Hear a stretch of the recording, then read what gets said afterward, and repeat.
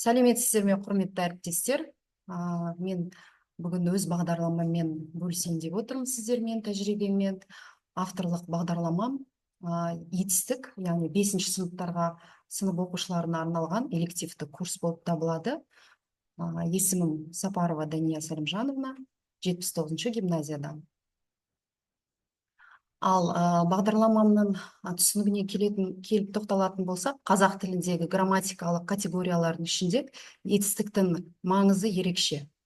Бұл бағдарлама оқушыларға етістіктің түрлерін, шақтарын, райларын, етістіктің әртүрлі қолданылуын тереңдетіп үйрету мақсат етіп отырмын. Осы бағдарлама арқылы оқушылардың қазақ тіліндегі етістікке қатысты дағдыларын дамытып, дұрыс сөйлеуге, жазуға үйрету көзделеді. Бағдарлама пән бойынша білімді тереңдетіп, грамматикалық категориялардың дұрыс қолданылуына бағытталған. Бағдарламаның құрылымына келіп тоқталатын болсам, түсінік хат ең алдымен, одан кейін тұрақтылық мазмұндық бөлімі, нормативтік бөлім, ақпараттық әдістемелік бөлім, әдістемелік нұсқаулық және пайдаланған әдебиеттер болып табылады. Бағдарламаның өзектілігі 30% етістік қазақ тілінің негізгі сөз табы және ол сөйлемнің мағынасын түсіндіріп, қимыл мен іс-әрекетті көрсету үшін қажет. Етістіктің дұрыс қолданылуы оқушылардың сөйлеу мәдениетіне, жазу дағдыларына және жалпы тілдік сауаттылығына әсер етеді. Ал 70% бұл бағдарлама қазақ тілін тереңдетіп оқыту бағдарламасына барысында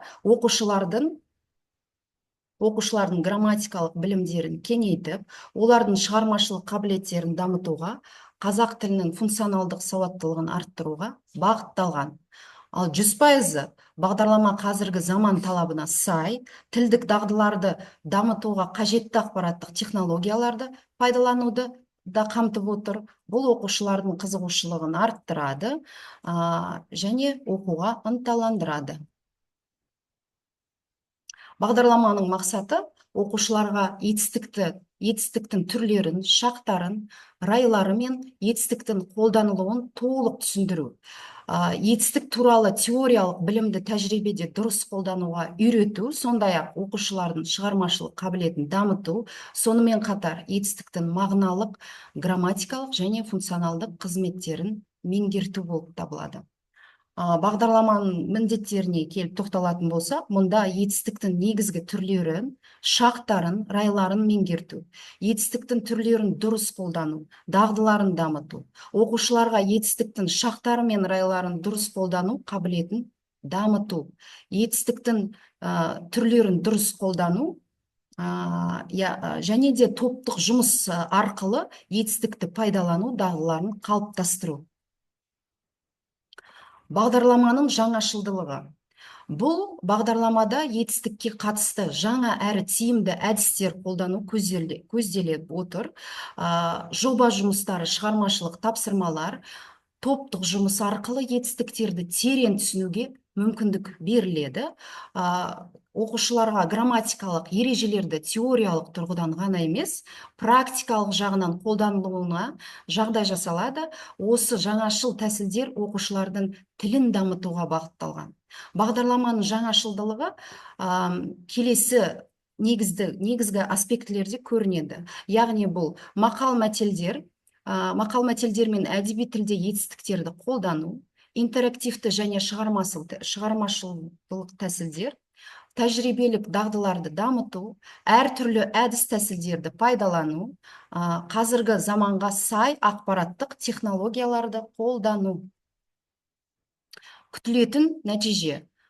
Бұнда енді етістіктердің түрлерін ажырату және дұрыс қолдану, ең алдымен етістіктің грамматикалық категорияларын түсіну, етістік туралы жалпы түсінік қалыптастыру, қателіктерді түзету дағдыларын дамыту, және де етістікпен жасалған сөйлемдер мен мәтіндерді құрастыру, етістіктің болымды және болымсыз түрлерін қолдану, шақтар мен райларды қолдану дағдыларын меңгеру болып табылады. Және де бағдарламамның ғылыми әдістемелік деңгейі. бұл бағдарламаның жүйелік әрекеттік тәсілдері оқушылардың білім алу процесін тиімді және нәтижелі етіп ұйымдастыруға бағытталған. Бұл тәсілдер оқытуда әртүрлі әдіс тәсілдерді біріктіру арқылы кешенді және жан жақты білім беру үдерісін құруға мүмкіндік береді. Бағдарламаның ғылыми әдістемелік деңгейі келесідей мына кестеде көрсетілген. Яғни бірінші білімді кезең-кезеңмен меңгеру, яғни стратегиялық жоспарлау, екіншісі әрекет арқылы оқыту, үшіншісі диалогтық оқыту, төртіншісі проблемалық оқыту, бесіншісі топтық жұмыс және кооперативті оқыту, алтыншысы бағалау және кері байланыс, жетіншісі бұл мотивация мен қызығушылықты арттыру, және сегізіншісі жеке және топтық оқытудың үйлестіру, тоғызыншысы кері байланыс пен рефлексия болып табылады. Келесі бұл тұрақтылық мазмұндық бөлім. Бұл жерде тұрақтылық мазмұндық бөлім етістік тақырыбына қатысты білімді жүйелеуге арналған. Бұл бөлім етістіктің анықтамасынан бастап, оның түрлері, грамматикалық категориялары, шақтары, райлары, болымды және болымсыз етістіктер, салт және сабақты етістіктер, етістіктің синтаксистік қызметі, әдеби тілдегі орны, мақал мәтелдердегі рөлі, шығармашылық жұмыстар мен тест тапсырмаларын қамтиды. Бірінші, яғни етістікке кіріспе, екінші етістіктің түрлері, үшінші етістіктің грамматикалық категориялары, төртінші етістіктің райлары, бесінші бұл болымды және болымсыздық етістіктері, алтыншысы бұл салт және сабақты етістіктер, жетіншісі етістіктің етіс түрлері, сегізіншісі бұл сабақта қорытынды, және тоғызыншысы етістік және синтаксистік қызметі етістіктің. 10-шы бұл топтық жұмыс болып табылады. 11-шісі етістіктің әдеби тілдегі орны, ал 12-шісі шығармашылық жұмыс, 13-шісі етістіктің көсемше мен есімше формалары, 14-шісі тақырып бойынша жазбаша жұмыс, 15-шісі етістіктерді қайталау, және 16-шісі жобалық жұмыс, 17-шісі қорытынды сабақ болып табылады. Нормативтік бөліміне келіп тоқталатын болсақ, бұл жерде сабақ жоспары барлығы 34 сағат, аптасына 1 сағат, 34 тақырыптық сабақ жоспары қамтылған. Жоспар мына жерде 34 тақырыптық бөлімге бөлінген. Бұл жерде әр бөлім нақты оқу мақсаттарына бағытталып, теориялық және практикалық сабақтар арқылы жүзеге асырылады. Бағдарламаның әдістемелік құндылығы, бұл жерде бағдарлама мен пән бойынша білімді тереңдетіп, грамматикалық категорияларын дұрыс қолдануға және ережелер мен теориялық тұрғыдан ғана емес, практикалық жағынан қолданылуға жағдай жасап отыр. Ал ақпараттық әдістемелік бөлімге келіп тоқталатын болсам, бұл жерде біздің мақсатымыз оқушыларымыз алтын білім мен дағды деңгейін дәл және тиімді өлшеуді қамтамасыз ету. Яғни бұл автоматтандырылған тесттер мен тапсырмалар және нәтижелерді талдау, жеке ұсыныстар, қалыптастырушы бағалау және де кері байланыс және рефлексия. Енді етістікті меңгеру барысында қолданылатын онлайн платформаларға келіп тоқталатын болсам, бұл WordWall платформасы, Kahoot және де Google Bard формасы. Бұл мысалдар, тапсырмаларға WordWall онлайн платформасы арқылы етістікке байланысты тапсырмалардың үлгісі, және де оқыту әдістері мен стратегиялары. Бұл жерде оқыту әдістері,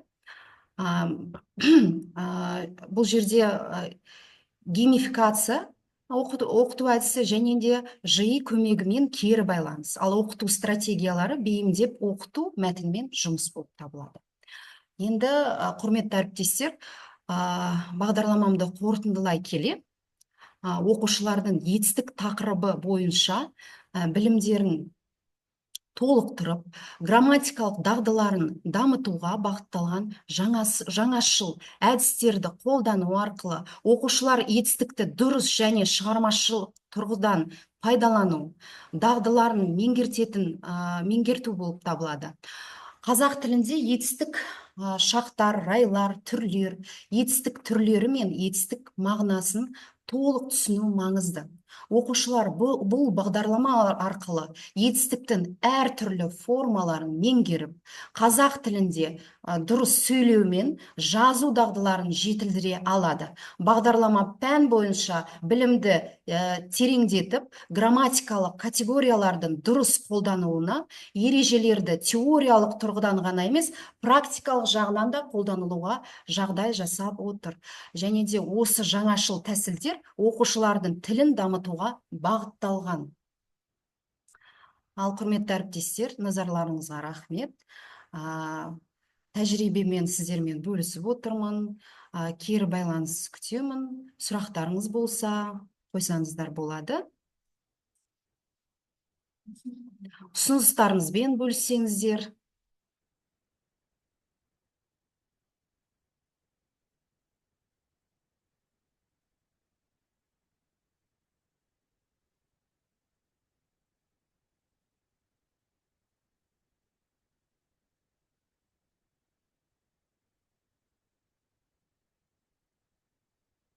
Жақсы, құрметті әріптестер, сұрақ жоқ. Ондай болса, бүгінгі тәжірибемен бөлісуімізді аяқтаймыз. Назарларыңызға үлкен рахмет. Сау болыңыздар.